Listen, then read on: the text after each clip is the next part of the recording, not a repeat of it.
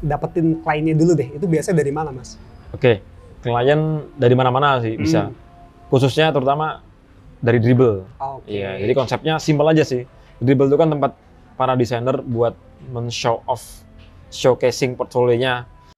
Lebih baik itu kita bukan menemukan klien, tapi kita ditemukan klien. Klien datang terus dia jabarin punya project kayak gini, pengen dikerjain kayak gini, terus nanya harganya berapa, terus biasanya kita kasih harga, lari. Oke. Nah itu Mas Afif gimana caranya? Kalau di tim kami ada beberapa skema harga sih.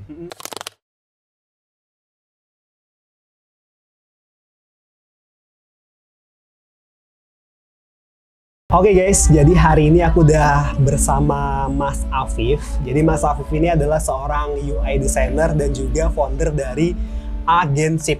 Betul Mas, Agensip. Yeah. Kenapa namanya Agensip ini? Aku pengen nanya dulu nih, kenapa Agensip? Oke. Simpel aja sih sebetulnya. Jadi kita itu dulu awalnya pengen membuat agency. Oh gitu. Ya kan, agency itu adalah sebuah bidang usaha yang kaitannya dengan layanan, ya kan, layanan desain, layanan multimedia seperti itu kan. Kan konsepnya agency, ya seperti studio. Cuma karena studio itu sudah banyak yang make, saya ganti nggak mau sama lah, agency aja. Cuman apa ya namanya ya? Oke lah, bikin agency yang sip, ya kan? Oke. Jadi dari situ ya. Agency yang sip gitu ya. Iya. Jadi pasangan dari agensi sama sip ya. Iya, betul. Agensip gitu. Betul. Tapi emang menarik sih kayak ngobrolin nama studio, nama desain itu biasanya emang kadang nggak kadang cuman kepikiran gitu aja terus ya udah pakai itu gitu. Kayak dulu aku bikin studio desain pertama Mas, namanya tuh Bomber Studio. Nah, Bomber itu karena aku suka graffiti dulu. I see. Nah, Bomber yang suka graffiti kan sebut aja dulu Bomber. Iya betul. Nah, makanya udah pakai aja deh Bomber Studio gitu. Tapi waktu itu pada tanya Bomber tuh artinya apa itu? Apa jangan bom tuh Mas? Suka ngebom. Iya, katanya disebut Bomber juga itu. Padahal artinya itu gitu. Nah, kalau di Agensip ini fokusnya ke UI design aja atau apa, Mas? Iya, jadi fokus kita sebetulnya ke product design, digital product design. Yang di situ sekarang kalau kita konklusikan sebenarnya secara umum disebut product design, walaupun isinya itu sebetulnya UI design dan UX design. Jadi orang sering menyebutkan UI UX karena biasanya UI dan UX itu satu rangkaian. Jadi mikirin user interface-nya dan juga mikirin experience-nya. Oke, itu berarti yang dijual jasanya. Betul. Jasa pembuatan UI design. Betul, sama ya jasanya sih. Jasa, tapi tidak hanya sekedar mendesain saja, tapi kita diminta untuk mengkonsep juga aplikasi yang tepat untuk user dan juga nyaman digunakan, user friendly gitu. Jadi emang bener-bener kamu nih ngerancang dari awal, dari kayak kalau yang UI itu sebutannya wireframe ya. Sketsanya itu, bener-bener di situ sampai jadi tampilannya gitu ya?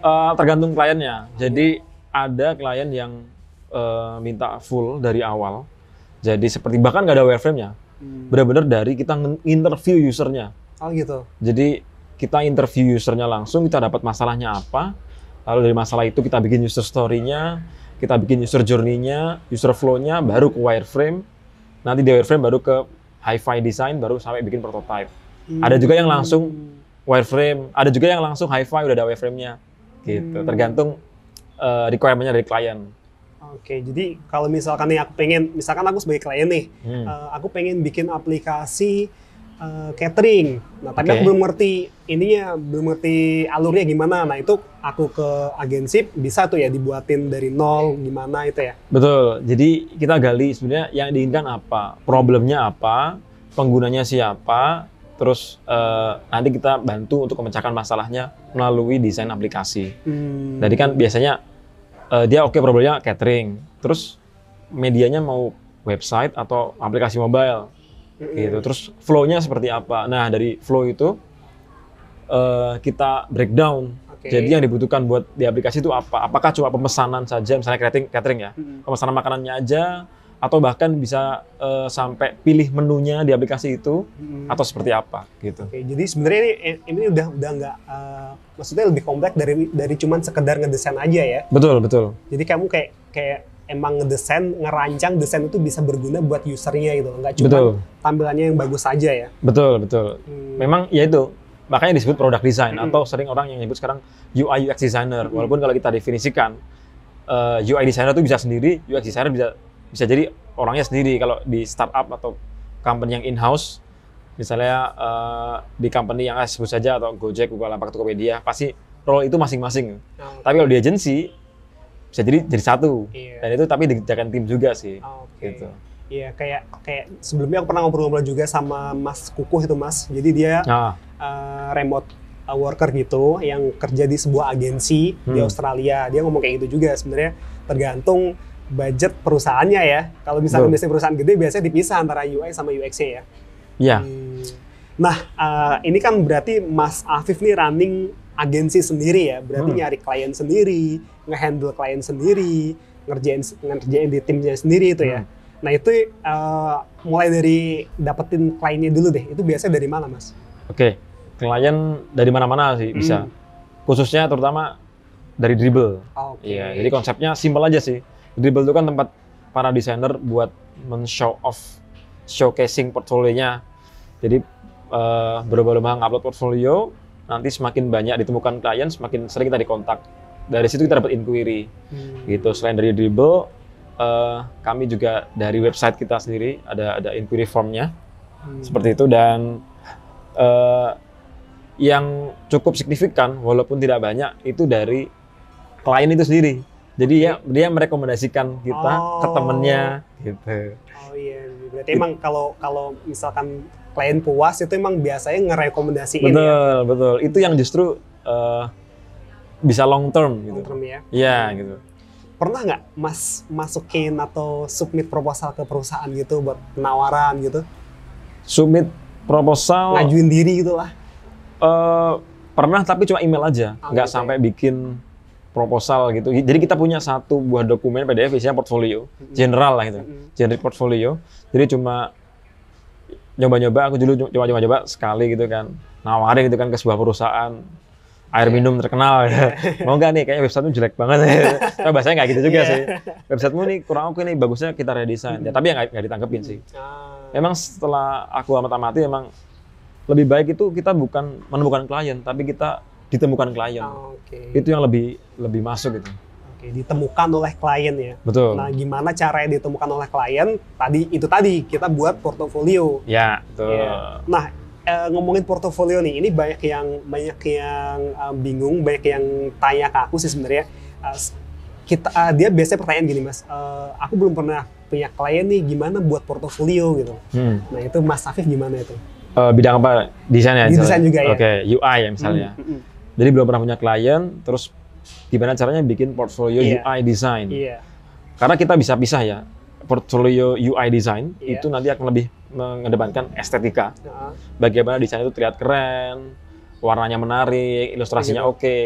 Tapi kalau portfolio UX design itu nggak cuma desainnya aja yang dikedepankan, tapi lebih ke flow, alurnya, terus menjelaskan masalahnya apa, role kamu di situ apa, dari masalah itu hasil analisismu apa untuk menjadi solusi, terus penerjemahan itu menjadi desain itu seperti apa, itu kalau UX. Nah tapi kalau secara umum, kalau misalnya mau digabung itu kan, aku ini product designer ya, kira-kira berarti dua-duanya.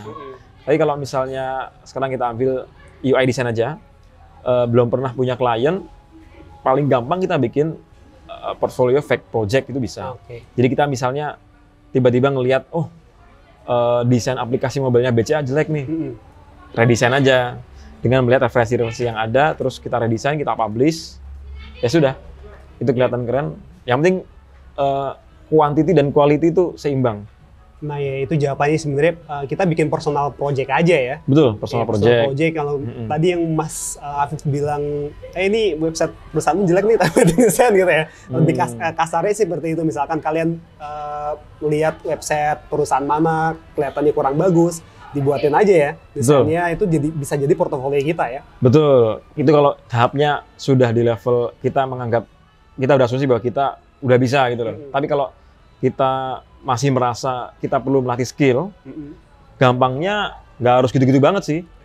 Nggak harus benar-benar itu real project. Kita lihat aja referensi di Dribbble, seperti yang sering diajarkan teman-teman juga.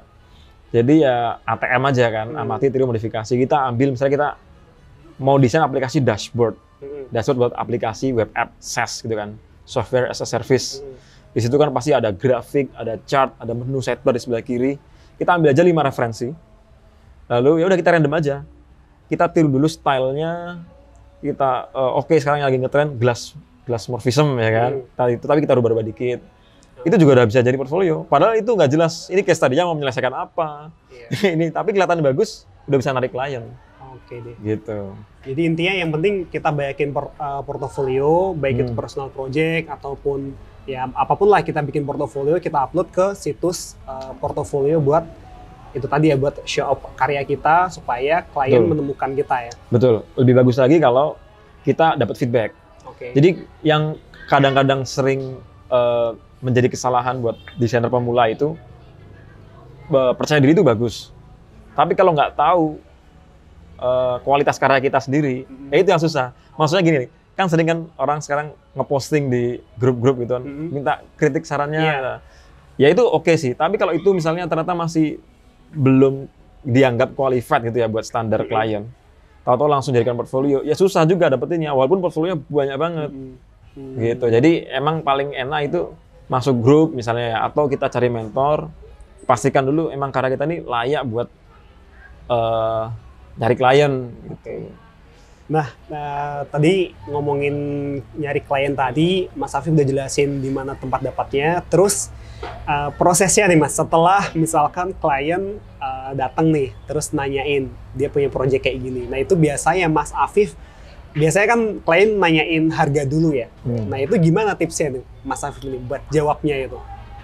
Nanyain harga, maksudnya tips biar Atau bukan skema nanyain harganya harga, atau yes, lebih ke misalkan ya, supaya seringnya soalnya gini Mas, klien datang terus dia jabarin punya project kayak gini, pengen dikerjain kayak gini, terus nanya harganya berapa, terus biasanya kita kasih harga, lari.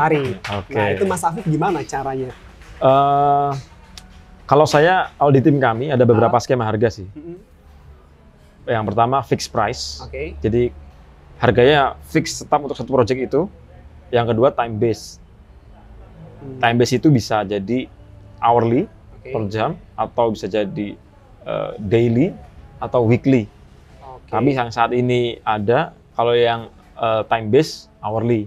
Jadi dihitung berapa jam yang dihabiskan, nanti setiap akhir minggu kasih invoice.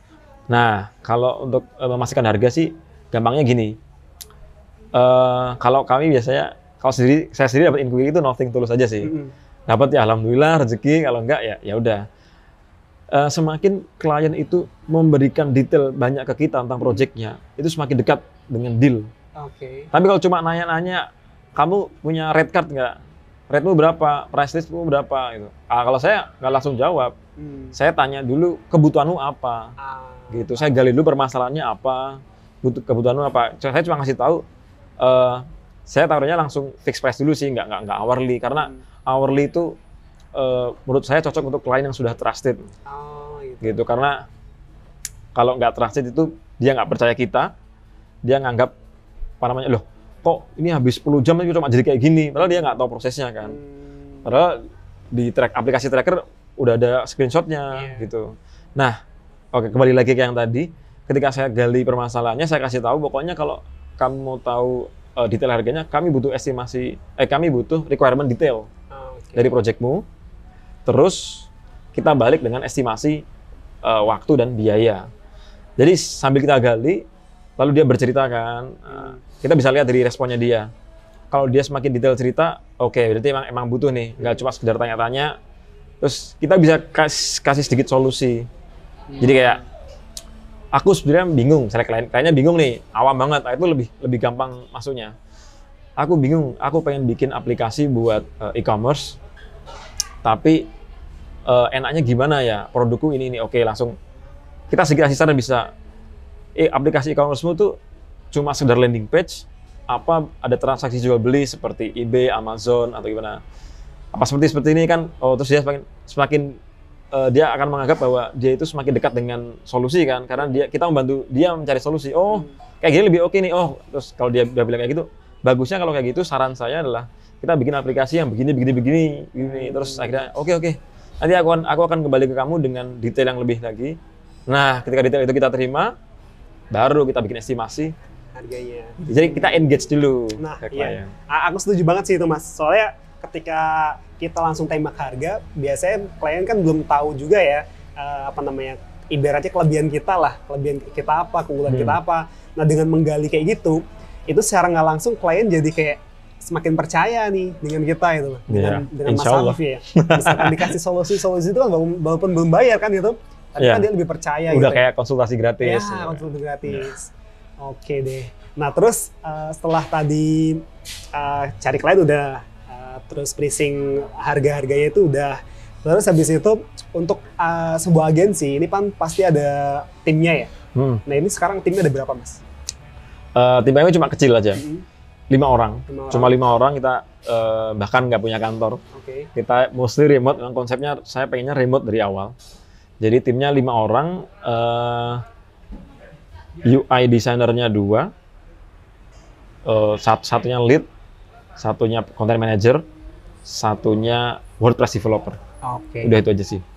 Terus ini timnya remote berarti mencar ya di mana-mana. Nah itu komunikasinya pakai apa Mas? Komunikasinya tentu kita pakai beberapa tools yang mungkin udah populer juga teman-teman sering pakai buat komunikasi chat harian, komunikasi voice maupun chat kita pakai Slack, Discord, Telegram, Google Meet antara itu. Kadang-kadang jadi utamanya tapi di Slack ya, utamanya di Slack. Cuma kadang-kadang ya namanya juga kita masih pakai gratisan kan. Tapi emang Slack itu emang agak lambat sih emang. Ya kan ya, kerasa ya. Jadi kadang-kadang di HP notifnya kurang responsif, ngirim file juga lama. Kalau pas butuh cepat kita pakai Telegram. Kalau buat weekly meeting kita pakai Discord yang voice. Kita manfaatkan Discord buat voice-nya doang. Sama buat kayak misalnya kita mau work through. Saya butuh jelasin ke tim, ini loh project kita gini, sambil buka Figma, kolaborasi, kita pakai Discord. Komunikasinya bisa bertiga bareng, berlima bareng kan lebih lancar cenderung voice-nya itu. Kalau pas Discord kurang lancar, butuh video yang lebih jernih, kita pakai Google Meet. Gitu sih intinya. Kalau aplikasi buat ngerjainnya Mas? Aplikasi buat ngerjain? Ya, Figma. Kita pakainya mainly Figma sih sebetulnya. Kalau klien butuhnya XD ya kita pakai XD, butuhnya Sketch pakai Sketch, tapi saat ini kebanyakan Figma. Kenapa sih? Figma yang pertama gratis, kan gampang. Terus dia collaboration tool-nya itu yang paling oke banget. Gitu. Yang susah kita temukan di tempat lain. Kayak Sketch belum ada, katanya baru mau rilis kan. XD juga ada, tapi harus bayar. Kalau Figma itu bahkan yang pakai Windows bisa pakai, yang pakai Mac bisa pakai, nggak perlu install pun bisa pakai. Jadi kita pilih Figma. Jadi gitu. lebih ke situnya ya. Kenapa memilih Figma itu kolaborasinya, terus betul. Antar platformnya itu ya, Windows bisa pakai, ya. bisa pakai ya. Sharing ke klien pun enak. Gitu ya? Kita tinggal invite klien ke Figma, tapi kita buat dia sebagai viewer saja. Nggak perlu ngirimin kita ekspor jadi PNG atau kirimin asetnya. Kalau dulu masih pakai Sketch, ya kadang-kadang kita kirim file Sketch-nya, kita ekspor PNG. Habis itu kalau mau kolaborasi, kamu udah ngedit yang mana? Terus kita upload di Google Drive kan, oke akhirnya dibikin versi banyak nih. Tanggal 18 Maret 2021, ini yang edit tanggal 19 Maret ini, wah jadi repot banget. Sampai namanya itu ya? Iya. Final revisi 1, final revisi 2. Terus solusinya dulu kalau mau gampang pakai abstrak. Gitu. Itu kan buat versioning desain kan, aplikasi abstrak itu. Jadi ya sama kayak GitHub tapi buat desain. Gitu. Tapi kalau kayak Figma itu udah menyelesaikan semuanya. Versioningnya pun sudah ada. Nah ini udah berapa lama sih running Agensip ini? Agensip berdiri, saya pun lupa tanggalnya. Kalau tahunnya saya ingat karena di LinkedIn itu ada tahunnya kan. Kira-kira 2017 running. Jadi setelah saya resign dari studio teman saya, dulu saya ikut Mas Ervan Wirawan kalau tahu di UX Marker. Ya mirip kayak studio kita juga, kayak teman-teman di Sebo, OWW, Paperpillar. Setelah keluar dari situ saya memutuskan coba running agency sendiri lah. Jadi kira-kira 3 tahunan ya berarti. 3 tahun jalan ya. Berarti dulu sempat kerja dulu di studio lain ya? Ya. Berapa lama itu Mas? Kalau di UX marketer kalau nggak salah setahunan lah ya. Setahunan ya? Iya, setahun. Terus di sebelum-sebelumnya, Iya. saya bukan di studio, Iya. tapi di agency juga, tapi di luar. Dulu Iya. sempat sama Mas Cendi. Iya. Satu tim dulu saya pernah sama Mas Cendi, sama Mas Kusnun, sama Mas Dwinawan. Aku tahu itu Mas. Soalnya dulu aku ngikutin banget itu kan pas kalian jalan-jalan di Amerika tuh, wih keren banget itu. Aduh, Sampai alhamdulillah. jalan-jalan kemana aja ya? Kalau nggak salah Amerika, Paris juga ya Iya, diajakin dua ya? itu. Itu gimana dulu? Kok baik banget agensi? Ini. Soalnya dikit banget ya Mas ya, yang maksudnya ya, misalkan kita kerja remote sama perusahaan luar, terus sampai diajakin ke sana, Iya. diajakin jalan-jalan. Ya, alhamdulillah ya. Luar biasa. Singkat ini ya. ceritanya intinya gini. Bos kita Iya. itu fans beratnya Disney. Oh gitu. Ya, fans beratnya Disney. Terus pertama kali kita diajak jalan-jalan ya ke Disneyland. Di Paris juga ke Disneyland. Di Amerika ke Disneyland. Di Amerika Disneyland California. Terus habis itu ke Universal Studio Hollywood. Di Paris Disneyland Paris. Gitu. Terus memang kita belum pernah ketemu sebelumnya. Selama ini remote aja. Tapi itu agensi sih, bukan perusahaan besar. Oke. Bukan perusahaan besar, cuma agensi. Iya. Ya kayak software house gitu. Terus ya sudah, suatu ketika udah berjalan sekitar setahunan lebih, bosnya gimana kalau kita ketemu? Ya sudah, oke ketemu. Startnya diajakin jalan-jalan, ya alhamdulillah. Gitu. Jadi kira-kira. Dulu Mas aku yang mengapa namanya? Yang buat aku pengen banget nih kerja nge-freelance, kerja remote itu pas ngelihat video dulu kan Mas Andika ya, temannya Mas Afif itu bikin video gitu kan perjalanan mereka ke Amerika, terus ke aku inget itu pas kalian naik limosin kalau nggak salah ya, pakai GoPro gitu. Itu pencitraan aja sih. Ya, tapi yang benar-benar naik limosin emang. Beneran itu ya? Itu ada ceritanya. Jadi salah satu panitia acaranya itu pesan mobil kurang. Oh gitu. Pesan mobilnya kurang. Jadi nggak cukup ini busnya itu. Lah, kita rombongan dari Indonesia dan satu orang India itu belakangan kan, nggak sempat naik. Wah, mobilnya kurang, gimana nih? Udah pesen limo aja. Karena kita datangnya jadi telat, kita nunggu lama, terus panitianya udah biar lumayan menghibur, karena udah nunggu lama, pesanin limusin. Oh itu berarti dari beberapa negara lainnya juga ya, timnya itu? Iya, jadi developernya dari India, terus desainer dari Indonesia, yang lain dari Kanada semua sih. Tapi orang-orang Kanada itu mereka imigran juga beberapa, ada yang dari Meksiko, ada yang dari India juga, gitu. Dan itu baru pertama kali kalian semua ketemu di sini? Yang di luar orang Kanada, iya, pertama kali ketemu. Yang selain itu kan mereka punya office, gitu. Ya, begitulah kira-kira. Iya. Itu inspirasi banget sih Mas. Maksudnya dulu itu tahun berapa ya Mas? 2014-an ya?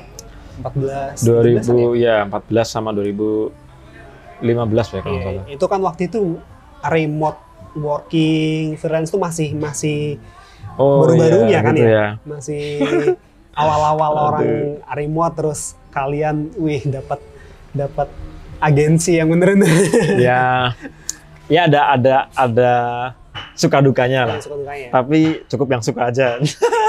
Tapi aku pengen ngebahas juga nih dukanya Mas. Jangan. Jadi dari tadi kan kita cerita manusia terus nih.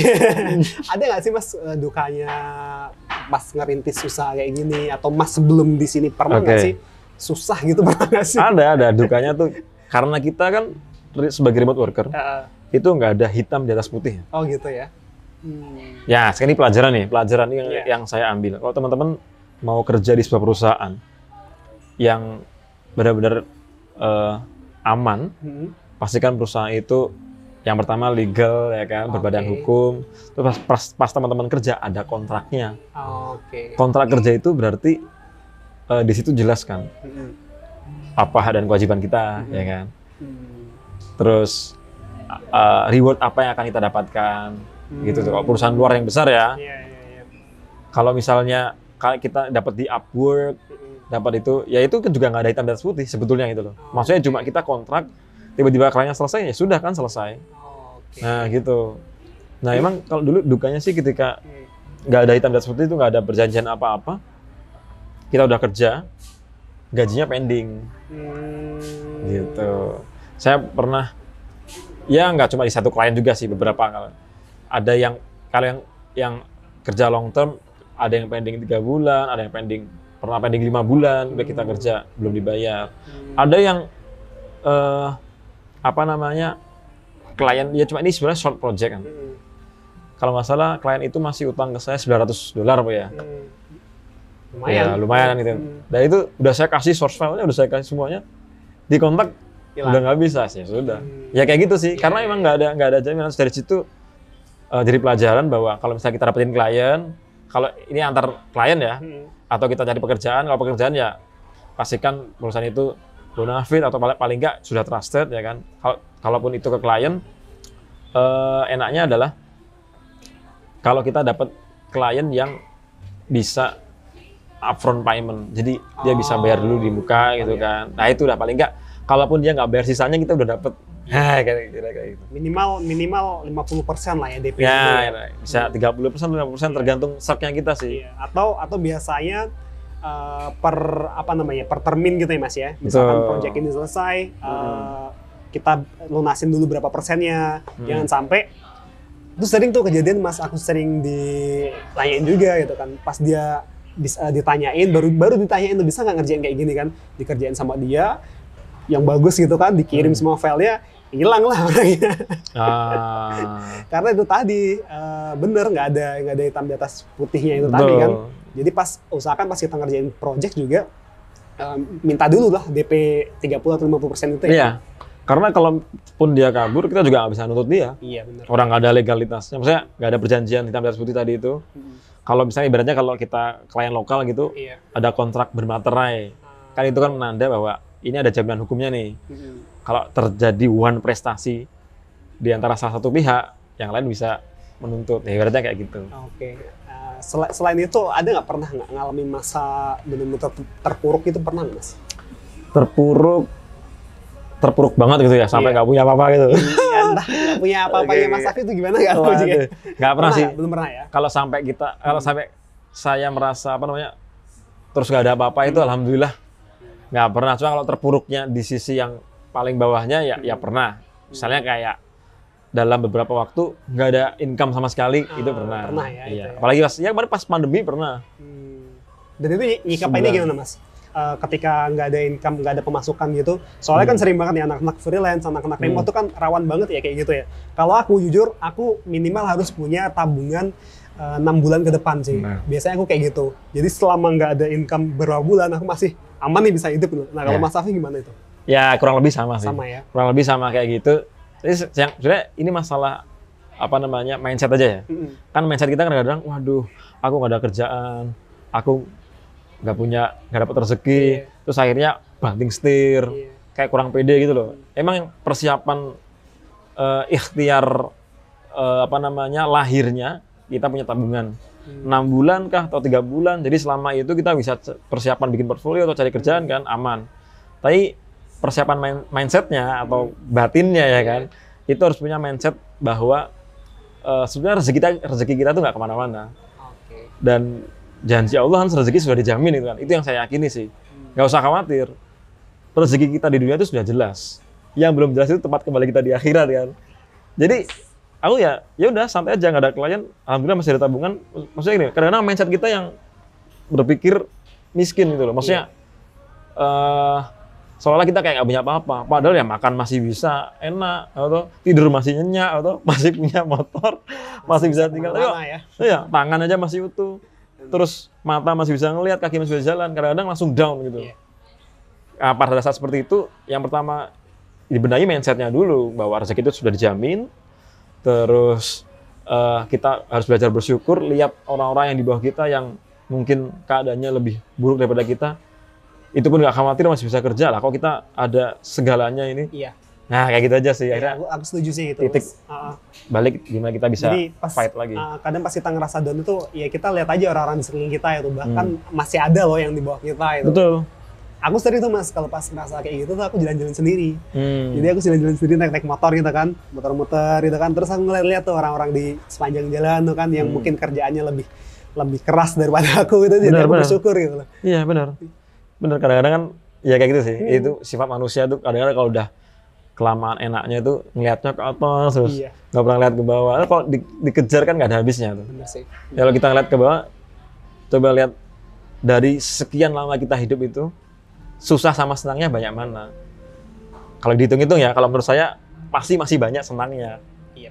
Ya kan sih, berarti kan insya Allah ke depan Iya. itu kita bisa fight lagi. Karena kita juga lahir ke sini juga nggak pakai apa-apa ya. Maksudnya kita lahir ya nol, terus kita Betul. nyampe sampai sekarang tuh kita udah diberi banyak hal gitu loh. Banyak hal, terus kita udah mencapai banyak hal juga ya. Sebenarnya kalau kita bersyukur ya nggak ada hentinya nikmatnya. Ya. Bener-bener lah, padahal dijanjikan sendiri oleh Allah tuh. Kalau kamu bersyukur, aku tambah nikmatmu. Iya. Baru ngerasa bersyukur aja itu. Betul-betul ditambah nikmatnya. Karena ibaratnya gini sih, kalau secara lahir ya, ibaratnya kalau kayak kita misalnya naik mobil, antara naik Avanza sama naik Alphard, bedanya itu paling cuma dari look tampilan, ya kan, terus sama dari apa namanya, mungkin interiornya, tapi cara fungsi itu sama-sama nggak kena hujan, sama-sama bisa merasakan AC. Iya. Cuma kadang mindsetnya, wah itu lebih enak, pasti lebih enak. Terus kita berusaha, udah tertarik udah dapat Alphard, masih belum puas juga, nggak akan ada habisnya. Nah, kita mensyukuri dulu, kita bandingin, wah kita udah enak naik mobil itu, bayangin tuh ada yang sekeluarga boncengan naik motor, anaknya 3, jadi sama ibunya berlima, kan lebih susah, lebih nyaman kita, alhamdulillah. Itu perlu disyukuri dulu. Tapi Mas ngomongin soal tadi bersyukur, terus itu kan biasanya ada kaitannya juga dengan motivasi ya. Ya. Maksudnya ketika ngelihat teman yang udah sukses duluan atau udah bisa mencapai sesuatu lah gitu kan. Nah itu biasanya ada orang yang termotivasi gitu, ada orang yang malah gimana ya? Demotivasi. Iya, malah turun. Iya. Ya. Kayak, dia udah umur sekian. Ada loh yang positif, dia umur sekian udah bisa ini, aku harus juga bisa. Gitu. Ada juga yang malah demotivasi itu tadi. Gitu, ya. Kalau Mas Hafif gimana ngelihat kesuksesan teman-teman sebaya kamu mungkin itu gimana? Menjadikan kamu motivasi atau malah? Ya so-so sih. Kadang-kadang termotivasi, kadang-kadang juga terdemotivasi. Tergantung situasinya ya kan. Tapi kalau saya sih berusaha selalu menganggap kalau ada yang teman-teman sebaya atau bahkan lebih muda bisa meraih sesuatu hal yang lebih, malah justru saya berusaha senang. Dia aja bisa ya kan. Berarti kalau dia bisa, saya bisa. Apalagi kalau itu orang yang kita kenal. Apalagi kalau itu kita dekat dengan kita. Berarti kan kita bisa ngambil inspirasi, kita bisa tanya-tanya langsung. Iya. Ibaratnya kan ya udah jadi ilmu aja gitu. Ya seneng aja sih. Iya, jadi kalau ada teman yang sukses ya jangan diiriin malahnya, tapi malah Betul. deketin ya. Iya, jadi emang gini, emang manusia itu kan bawaan lahir, fitrahnya itu ada rasa iri itu wajar ya kan. Manusiawi kalau tiba-tiba kita lihat, lebih sukses nih, wah kan ada rasa. Nah, dan itu jangan dipelihara, itu harus kita lawan karena itu bisa jadi penyakit hati. Kalau awalnya iri pengen doang, masih oke. Ini kalau jadi dengki bahaya. Nah, iya. Dengki itu kan berarti kan kita itu tidak senang melihat orang lain bahagia, sukses. Tapi kita malah senang kalau lihat orang lain terpuruk. Nah, bahaya. Nah, kita lawan, justru melawannya ya kita doakan, alhamdulillah, masya Allah, tabarakallah. Terus sambil kita jadikan guru, kita ambil ilmunya, gitu. Kira-kira seperti itu. Setuju banget sih itu Mas Agus. Karena ya tadi di zaman sosial media gini kan gampang banget tuh kan ngelihat kayak gitu kan. Betul. Lihat apalagi posting-posting teman-teman kita itu kan. Betul. Bahkan kadang tuh belum tentu yang diposting tuh ya dia yang punya gitu, itu punya dia gitu. Bener juga. Jadi itu punya orang lain diposting aja, tapi kita ngelihatnya itu tadi. Nah, tadi udah ngomongin banyak hal ya tentang agensi, tentang rezeki juga. Nah ini ada nggak Mas tips buat teman-teman yang baru mau mencoba dari seorang single factor mencoba untuk beralih ke agensi atau membuat agensi, bikin tim gitu ya. Bikin tim. Mulai dari sendiri terus punya tim. Iya. Tipsnya ya. Tipsnya deh. Tipsnya kalau menurut saya ketika kita membangun tim itu yang pertama harus disadari adalah kita tidak lagi bekerja sendiri. Dan kalau kita sudah mempunyai tim, kemampuan yang kita miliki itu bukan hanya saja kemampuan teknis, tapi lebih ke kemampuan manajerial, strategis. Gimana cara memanage orang, manage keuangan, manage klien. Karena tentunya lebih susah Oke. Kalau teknis kan kita cuma mikir ini kerjaan ke klien beres buat kita sendiri. Ini selaku kita pemiliknya, foundernya. Iya, Ya? betul. Iya, makanya tadi kan pertanyaannya kan gimana kalau kita awalnya sendiri, Iya, sendiri. terus kita pengen punya tim kan. Karena nanti masalah yang dihadapi seperti transfer knowledge, Oke. kita ngerekrut orang baru, ternyata orang itu belum se-qualified yang kita inginkan, belum sesuai ekspektasi. Berarti kan kita harus ngajarin. Iya. Nah, cara ngajarinnya gimana yang efektif? Habis itu nanti gimana kalau pas tim kita bekerja kok tidak sesuai harapan, seminggu cuma dapat segini, ya berarti harus ada quality control. Oke. Habis itu mengelola keuangan, gimana gimana kalau misalnya kliennya sepi, tapi kita harus bayarin gaji, ya kayak gitu-gitu. Terus semakin banyak hal yang harus dipelajari. Nah, tipsnya, kalau menurut saya, pertama ya kumpulin modal dulu sih amannya. Buat anggaran, jadi kayak tadi sama kayak kita, Mas Yoko tadi 6 bulan ke depan, udah aman ya kan. Kalau misalnya tiba-tiba nggak ada kerjaan, masih ada pegangan buat hidup itu kan. Nah, kalau bikin tim paling nggak, kita punya anggaran bisa jadi 6 bulan atau 1 tahun, kita mau merekrut berapa orang. Misalnya dari sedikit dulu lah, 1 atau 2 orang dulu. Itu bisa buat gaji mereka selama misalnya 6 bulan atau 1 tahun di kontrak. Jadi ketika nggak ada klien, nggak ada masukan, tim masih bisa bekerja. Kita nggak ribut lagi, gimana nih, gimana. Itu juga apa ya? Buat rasa aman kita juga ya, Mas ya. Betul. Jadi kita punya pegangan lah ya. Iya. Sama lebih gimana ya? Karena ini udah manajerial sih kalau menurutku. Suksesnya sebuah tim itu emang ditentukan leadernya. Kita berusaha memiliki jiwa leadership yang bagus sama kemampuan manajemen yang bagus. Oh iya. Itu sih di luar teknis. Bahkan kalau orang sekarang kan banyak kan teman-teman yang secara teknis dia kurang jago banget. Timnya yang jago, tapi karena dia pandai mengelola tim, ya besar juga, bagus. Iya. Setuju sih. Karena semakin lama kita nggak mungkin terjun ke teknisnya terus ya, Mas ya. Betul. Jadi apalagi pas kita punya tim, kita ya tadi yang Mas Afi bilang, kita lebih ke manajemennya ya. Manajemen keuangannya. Benar. Mungkin pertama jadi CEO. Chief Everything Officer kan. Semuanya kerjain, nyapu studio juga kerjain. Oke, luar biasa nih. Makasih banget nih, Mas. Oh iya, tadi aku lupa nanyain. Ini yang sering banget ditanyain juga. Ini kan Mas sudah bangun tim, ada sekitar berapa? 4-5 orang tadi ya, Mas? Iya. Nah, itu fee-nya atau gajinya itu fix per bulan atau per project atau gimana? Oke. Lupa nih tadi. Oke. Pertanyaan bagus. Sebetulnya ini agak rahasia dikit, tapi ya buat teman-teman pecinta Yoko Bom. kita sharing lah. Jadi gajinya bulanan. Bulanan ya. Bulanan, tapi ada trackernya. Jadi setiap teman-teman kerja, karena kan kami sistemnya remote ya. Kita nggak on-site, masuk terus.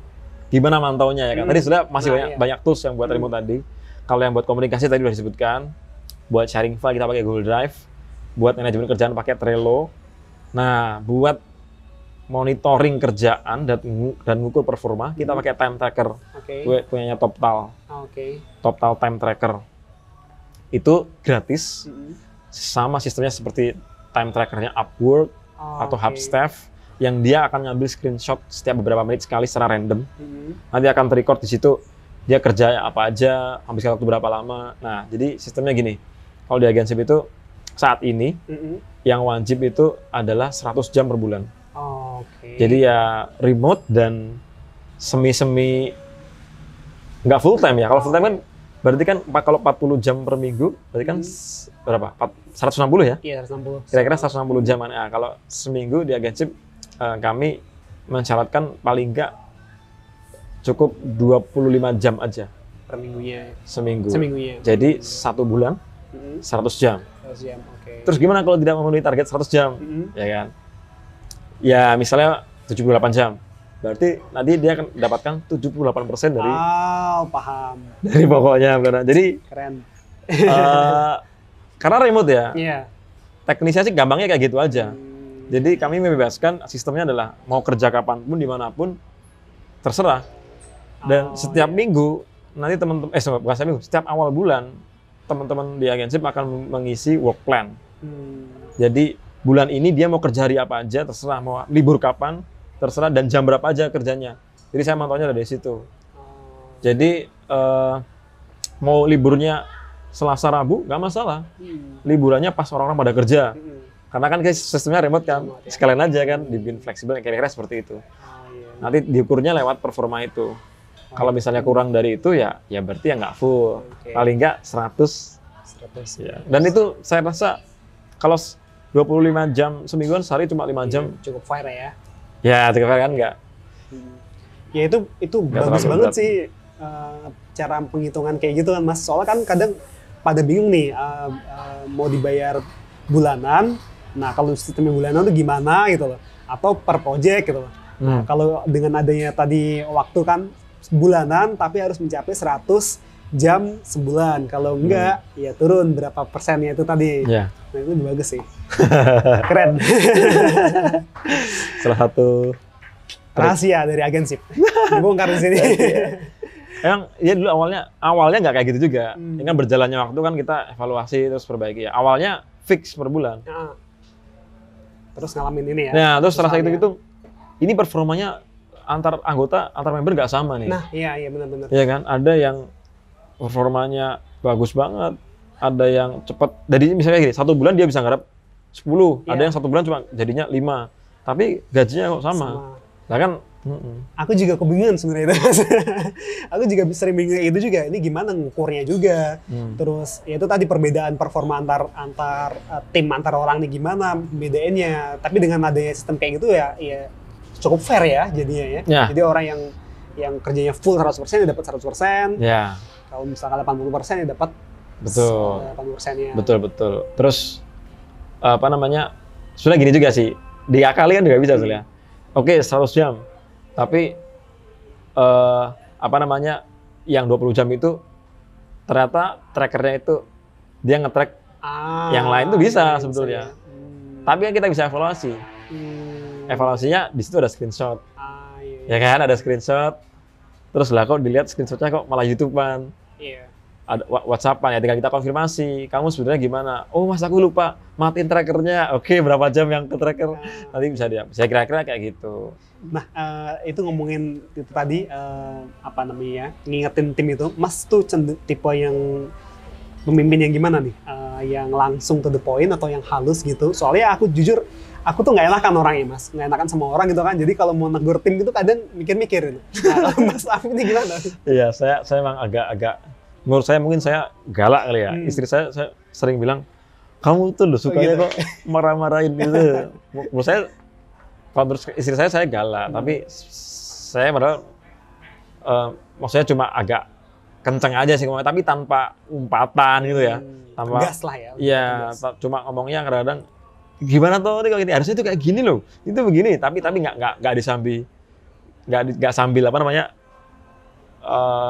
ngumpat, misuh gitu, nah itu nggak, insya Allah nggak sampai kayak gitu, cuma kalau saya tipenya mungkin yang langsung to the point, saya berusaha asertif sih, lebih tepatnya, jadi tidak pasif, tidak reaktif, itu butuh waktu jeda. Misalnya kita menemukan sesuatu hal yang tidak sesuai ekspektasi, lah kok kayak gini ya? Kalau mungkin dalam hati bilang, oh asem, kok ini gitu kan? Atau ngumpatnya dalam hati gitu kan? Oh, kok kayak gini sih, bikin kita agak, kesel gitu kan? Iya. Kok kayak gini? Nah kalau asertif, kita ambil jeda dulu. Sebentar, oke, kita evaluasi dulu kenapa, terus sebaiknya gimana cara menyampaikannya. Setelah itu kita tertata, baru kita sampaikan ke tim. Ini sebaiknya gini. Ya kadang-kadang mungkin 1-2 kali reaktif pernah. Reaktifnya jadi kayak gini loh. Kalau reaktif itu begitu ada yang tidak sesuai ekspektasi langsung, loh kok kayak gini toh? Kok gimana sih kayak gini? Lah padahal belum tentu yang salah tim kita. Bisa jadi kita yang kurang teliti atau kita yang salah lihat atau pasif. Sebaliknya kalau pasif itu sebaiknya reaktif kan. Ada yang berbuat salah dan itu kita mau negur nggak enak, takutnya nanti dia kecewa. Ini nggak bagus juga kan, dia nggak tahu salahnya juga.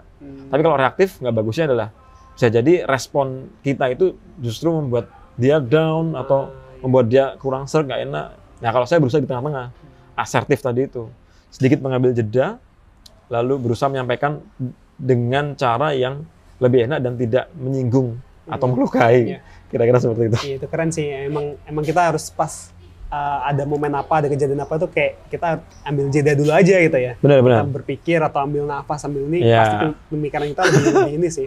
Itu aku pernah baca di bukunya Seven Habits apa tuh Mas? Effective people ya Iya, kan? si Covey itu ya. Iya, Stephen Covey. Iya. Stephen Covey itu ya. Kalau di situ disebutnya namanya proaktif. Proaktif ya. Proaktif itu bahasanya Seven Habits itu. Tapi kalau saya menyebutnya itu asertif. Oke. Luar biasa nih. Ini udah berapa jam nih Mas kita ngobrol? Nggak kerasa ya kalau ngobrol gini. Sebenarnya aku masih pengen banyak tanya sih Mas. Cuman kayak ini udah terlalu panjang.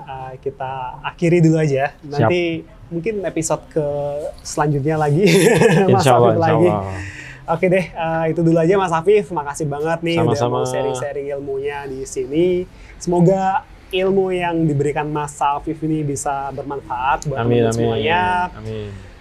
Dan itu aja, aku Yokobom dan Saya Afif Bimantara. iya, nanti kontaknya Instagramnya aku taruh di Oh, deskripsi. siap. Kalau mau Follow. kontak Mas Afif langsung tanya-tanya ya. Ya, kalau mau belajar juga, teman-teman yang mau belajar UI, ikutin YouTube-nya Agency Class. Ada ya? Ada. Oke. Gratis. Siap. Nanti aku Webinar tulis. setiap bulan gratis. Webinar juga ada? Iya, ada. Mantap. Nanti aku tulis channelnya langsung di deskripsi biar Siap. kalian langsung tonton channelnya Agency juga.